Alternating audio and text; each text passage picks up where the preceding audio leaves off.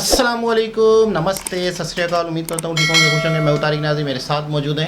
अस्सलामुअलैकुम, नमस्ते, सत श्री अकाल। मैं हूँ रिजवाना और मैं हूँ आज तारिक नियाज़ी साहब के साथ। तो स्टार्ट करते हैं वीडियो को। वीडियो का टाइटल है how did China enslave Pakistan, why is it kidnapping girl from Pakistan. Oh my god, खतरनाक। Too much.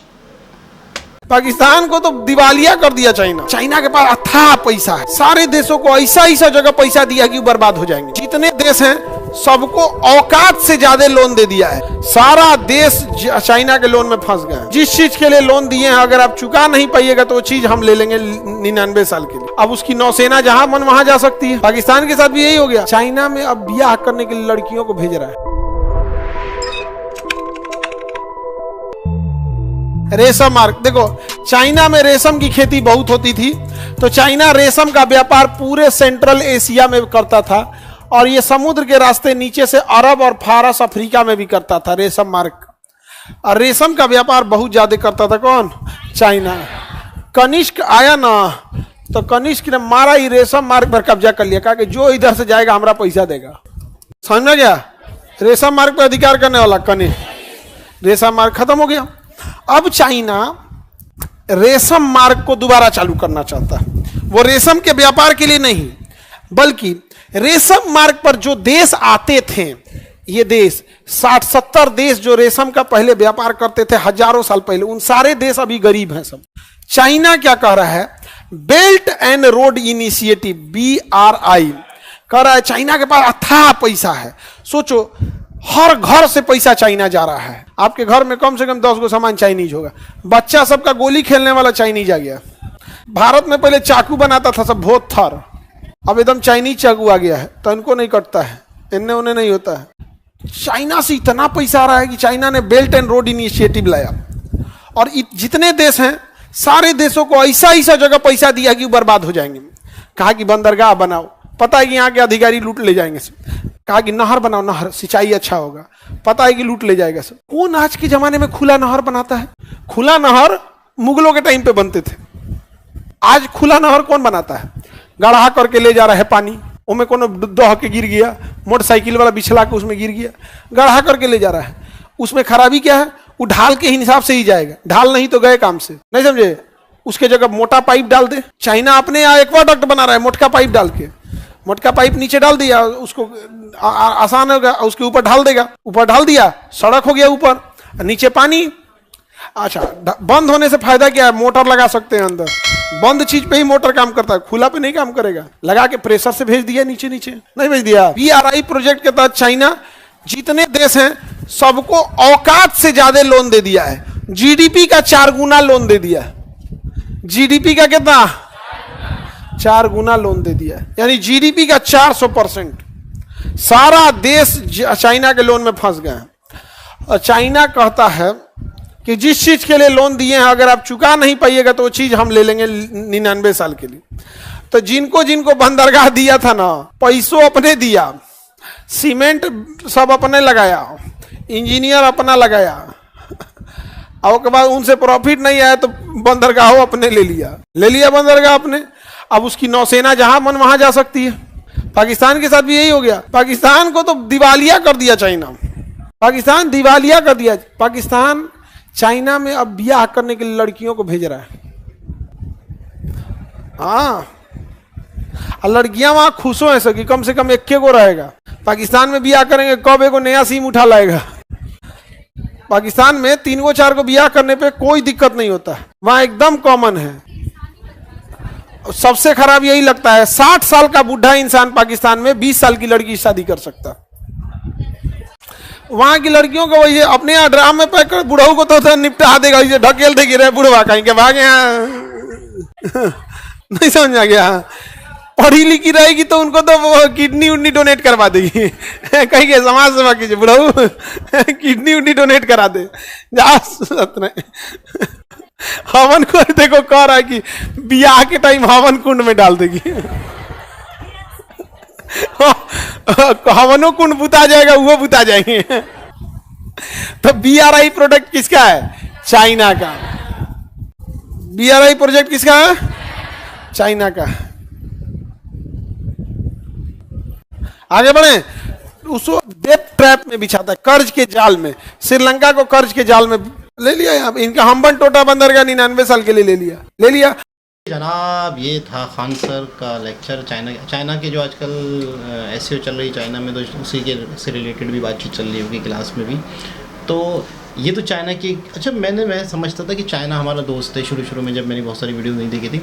ये बाद में पता चला कि चाइना ने तो पूरी दुनिया में कर्जा दिया हुआ है। चाइना का जहाँ पे मफाद जुड़ता है, क्योंकि चाइना का सबसे पहले चाइना का मोटिव समझें, चाइना दुनिया की फैक्ट्री है, पूरी दुनिया की फैक्ट्री चाइना है। चाइना को पूरी दुनिया को माल बेचना है, ठीक है भैया। अब चाइना को चाहिए रास्ता, तो चाइना का जो स्टेट ऑफ मलक्का वाला रास्ता है, वहाँ पर भी कहीं ना कहीं ऐसे कंट्रीज़ हैं जहाँ पे चाइना को बहुत ज़्यादा टैक्स देना पड़ता है।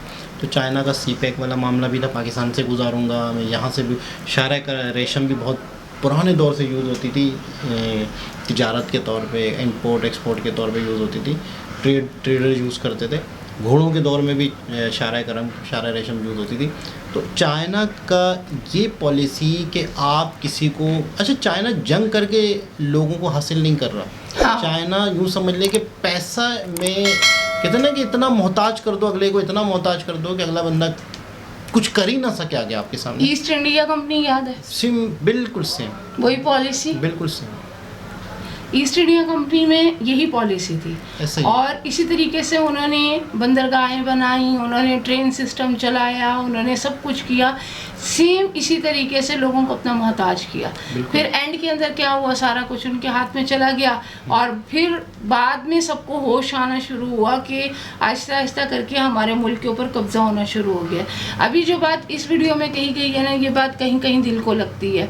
अब बंदरगाह बनती है, यहाँ पर कोई भी पोर्ट बनती है, कोई भी पोर्ट बनती है, इंजीनियर भी उनका है, पैसा भी उनका है, सीमेंट भी उनका है, काम भी उनका है, सारा कुछ उनका है, कर्जा भी वो ही दे रहे हैं मुल्क को, और एंड के अंदर जब हम कर्जा नहीं चुका पाएंगे तो फिर बंदरगाह भी उनकी अच्छा है। उसी कर्जे से ही हमने बनाया, हाँ, और आखिर में वही चीज़ उन्हीं की हो गई। हमारे मुल्क का एक असासा, हमारे मुल्क की वो जगह जहाँ पर हम बहुत कुछ कर सकते थे। अच्छा हमें मतलब मैं तो हैरान होता हूँ कि पाकिस्तान जिस जगह, देखिए एक मैं अक्सर इस बात का जिक्र किया मैंने वीडियोस में, चाइना इतना दूर से आके मिडल ईस्ट को और यूरोप को माल बेच रहा है। हम बलूचिस्तान हमारा इतनी आइडियल लोकेशन पे है, मैं आपको क्या बताऊँ।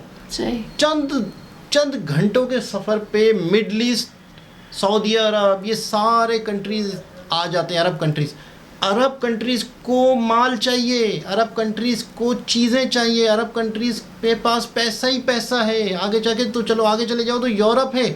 तो अरब कंट्रीज़ के लिए इतना सस्ता, अगर हमारे यहाँ पर बलूचिस्तान में फैक्ट्रियाँ लगना शुरू हो जाएं तो इतनी लॉजिस्टिक कॉस्ट ख़त्म हो जाएगी, जो चाइना महीनों का सफ़र करके ला रहा है चीज़ों को। हम कितनी सस्ती चीज़ें दे सकते हैं इन कंट्रीज़ को, हम कितनी सस्ता कपड़ा, सस्ती प्रोडक्ट इनको दे सकते हैं। वहाँ पे कुछ नहीं बनता, वहाँ पे कुछ नहीं बनता, वो सिर्फ तेल से कमा रहे हैं। ताल्लुकात ही नहीं हम क्रिएट करना चाहते। पूरी दुनिया वहाँ पे शॉपिंग करने आती है, पूरी दुनिया वहाँ पे विजिट करती है, घूमती, दुबई, ये सारे कंट्रीज़ में।